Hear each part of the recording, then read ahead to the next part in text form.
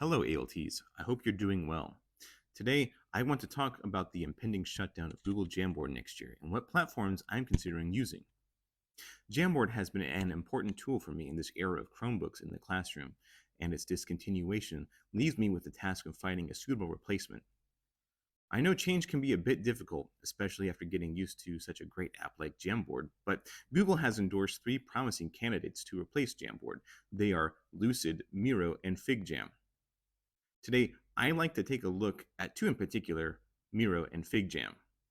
In the next few minutes, I'll walk you through how I use Jamboard for my lessons and the features and differences of both Miro and Figjam to help you choose the right platform for your lessons.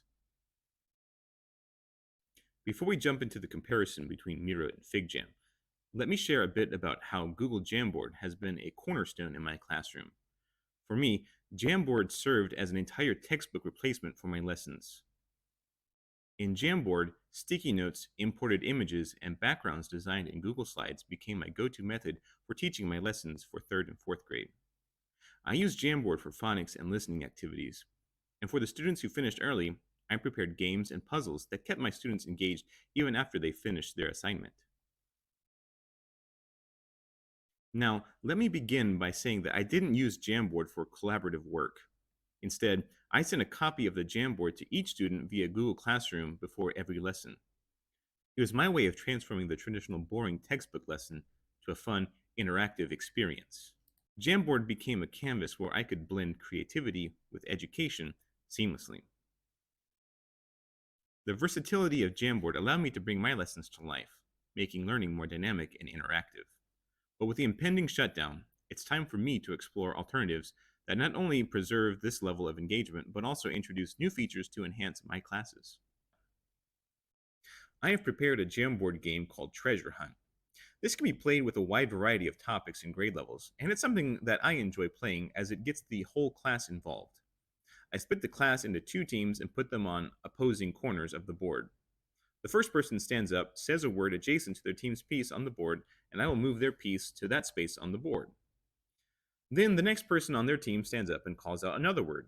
If the space that they move to has an item like a silver or gold coin, they score points for their team. Once all the objects have been collected, the game ends and I count the points. Whichever team has the most points is the winner.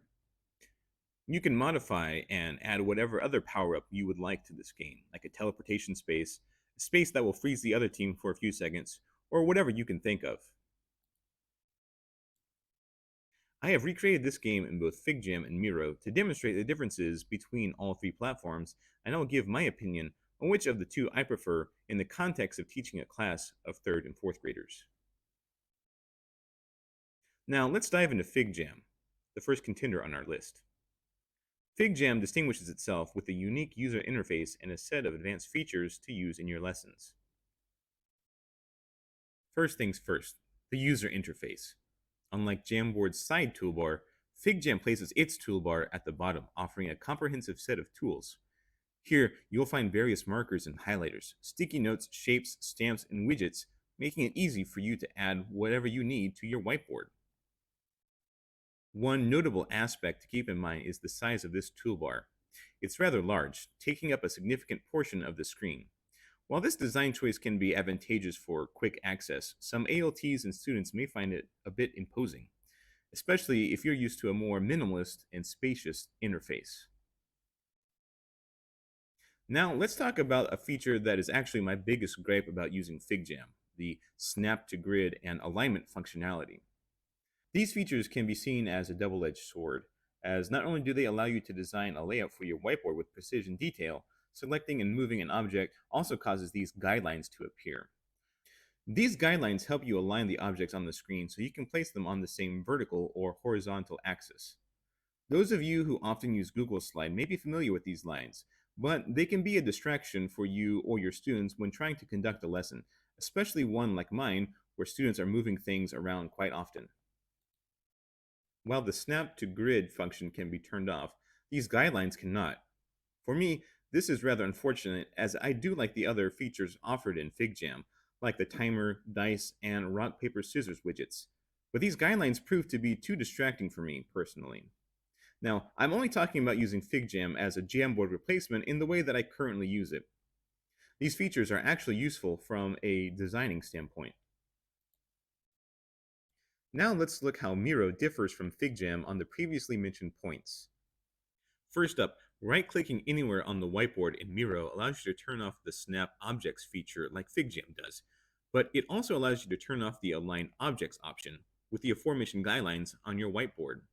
This is a small tweak, but it can make a world of difference, especially if you're accustomed to the fluidity of movement in Jamboard. Next, let's look at the UI.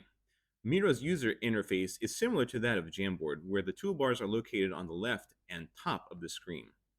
The toolbars take up less space on the screen, so you can zoom in much closer to your whiteboard without having the toolbar obstruct your view, unlike Figjam, whose bottom toolbar can sometimes obscure the content of your screen. Here is a comparison of the two platforms displaying the same game board.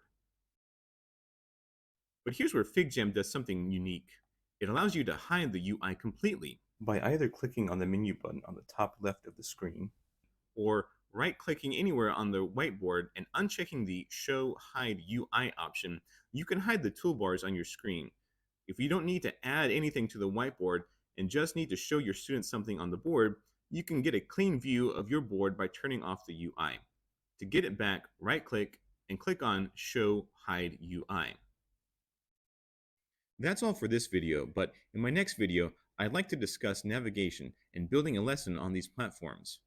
I hope you found it useful. If you have any questions about either of these platforms, please feel free to message me. Thank you for watching.